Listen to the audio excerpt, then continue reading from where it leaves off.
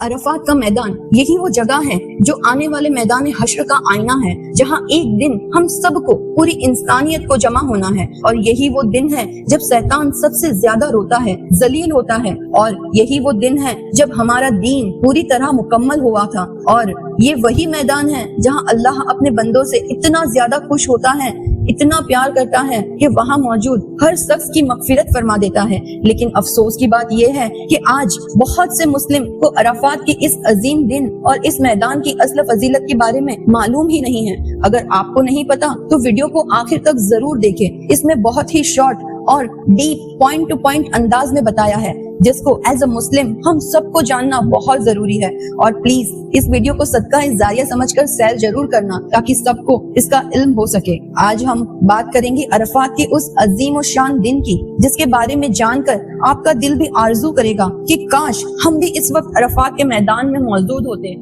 सबसे पहले तो हमें एक बात समझनी है कि अरफा और अरफात में क्या डिफरेंट है। अरफा एक दिन का नाम है, यानी 9 जिलहज का मुबारक दिन, और अरफात उस जगह का, उस मुकद्दस मैदान का नाम है जहां हाजी जमा होते हैं। ये कोई आम मैदान नहीं है, ये वही मुबारक जगह है, ये वही मुबारक जमीन है जहाँ हमारे आप सबके वालिदैन हजरत आदम अलैहिस्सलाम और सैयदा हवा रज़ियल्लाहु ताला अन्हो जमीन पर पहली बार मुलाकात हुई थी, जब वो जन्नत से जमीन पर उतारे गए और सालों तक एक दूसरे की तलाश में थे। तो इसी अरफात के मैदान में जबल रहमत यानी रहमत के पहाड़ के पास वो मिले थे, और यही उनकी तौबा भी कबूल हुई थी। इसे रहमत का पहाड़ भी कहा जाता है। हमारे प्यारे नबी हजरत मोहम्मद सल्लल्लाहु अलैहि वसल्लम ने फरमाया, अल हज्जुल अरफात, यानी हज अरफात का नाम है। इसका मतलब ये है कि अरफात के मैदान में हाजिर होना हज की तकबील के लिए सबसे ज्यादा जरूरी हिस्सा है।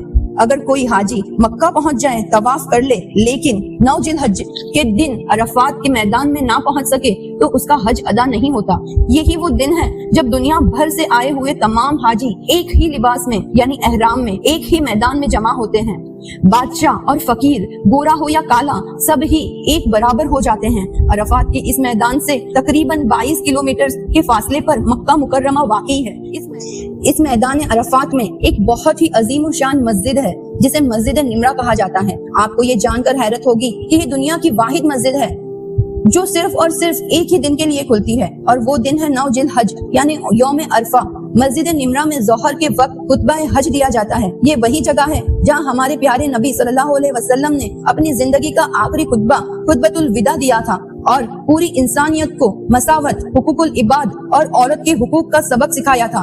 खुतबा के बाद हाजी इस मैदान में ज़ोहर और असर की कसर नमाज पढ़ते हैं, और फिर शुरू होता है वुकूफ अरफात, यानी हाजी को इस मैदान में खड़े होकर दुआएं मांगना है। ज़ोहर से सूरज डूबने तक लाखों लोग रो रो कर गिड़गिड़ा कर अपने रब से अपने गुनाहों की माफी मांगते हैं। ये वो वक्त होता है जब अल्लाह की रहमत अपने उरूज पर होती है। हदीस पाक में मुफीम है, अल्लाह ताला यौम अरफा की शाम आसमां दुनिया पर फरिश्तों के सामने अपने बंदों पर फख्र करता है और फरमाते हैं कि ए फरिश्तों, गवाह रहना कि ये बंदे दूर दराज से बिखरे बालों और गिरदो गुबार में मेरे सामने रहमत मांगने आए हैं। मैं तुम सबको गवाह बनाता हूँ कि मैंने इन सब को बख्श दिया, इन सब की मगफिरत कर दी। सुभान अल्लाह। सोचिए कितना प्यार आता होगा अल्लाह को अपने बंदों पर, जो अपना सब कुछ छोड़कर दुनियावी लिबास उतार कर सिर्फ 2 चादरों में लिपटे हुए उसकी बारगाह में खड़े होते हैं। ये दिन इस्लाम की तारीख का वो अजीम दिन है जब हमारा दीन मुकम्मल हुआ, इस्लाम मुकम्मल हुआ। कुरान करीम की सूरा मैदा में अल्लाह फरमाते हैं, मैंने आज तुम्हारे लिए तुम्हारे दीन को मुकम्मल कर दिया,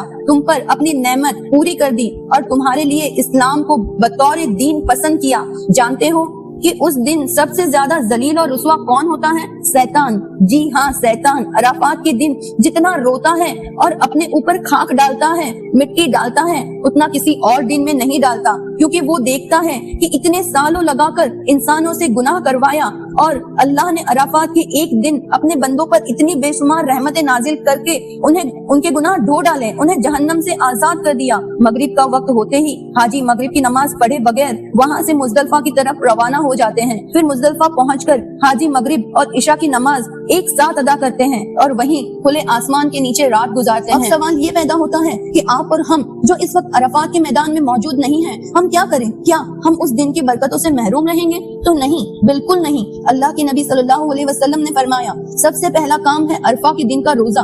आप सल्लल्लाहु अलैहि वसल्लम ने फरमाया, जो सब अरफा के दिन यानी 9 जिलहज को रोजा रखता है, मुझे अल्लाह से उम्मीद है कि उस शख्स के पिछले 1 साल और आने वाले 1 साल के छोटे गुनाह माफ कर दिए जाते हैं। दूसरा काम है तकबीरात तशरीक पढ़ना।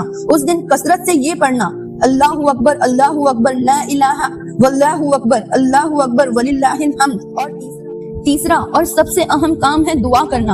आप सल्लल्लाहु अलैहि वसल्लम ने फरमाया, अरफात के दिन सबसे अफजल दुआ है जो मैंने और मुझसे पहले तमाम नबियों ने सबसे बेहतर कलमा कहा, वो ये है, ला इलाहा इल्लल्लाहु वहदहु ला शरीक लहु लहुल मुल्कु व लहुल हम्दु व हुवा अला कुल्ली शैइन कदीर। और उसके बाद अल्लाह को ये 2 कलमे बहुत पसंद है, क्योंकि नबी सल्लल्लाहु अलैहि वसल्लम ने फरमाया, 2 कलमे ऐसे हैं जो जबान पर तो हल्के हैं पर मीजान यानी तराजू में बहुत भारी है और बहुत छोटे भी हैं। सुभान अल्लाहि व बिहम्दिही, ये फर्स्ट, और सुभान अल्लाहिल अजीम ये सेकंड कलमा भी बार बार पढ़े, क्योंकि इसमें आप अल्लाह की बढ़ाई और मुकम्मल बयान करते हैं, तो ये भी बहुत ज्यादा पसंद है। सुभान अल्लाहि वल्हम्दुलिल्लाहि वल्ला इलाहा इल्लल्लाहु वल्लाहु अकबर वला हौला वला कुव्वता इल्ला बिल्लाहिल अलील अजीम। और आखिर में दरूद शरीफ, स्पेशली दरूद इब्राहिम पढ़े, जो हम हर नमाज में पढ़ते हैं। इंशाअल्लाह हम सब की दुआएं भी कबूल होगी। और आप सल्लल्लाहु अलैहि वसल्लम ने फरमाया कि अरफात के दिन से बढ़कर कोई ऐसा दिन नहीं जिसमें अल्लाह इतने ज्यादा लोगों को जहन्नम से आजाद करता है। सुभान अल्लाह।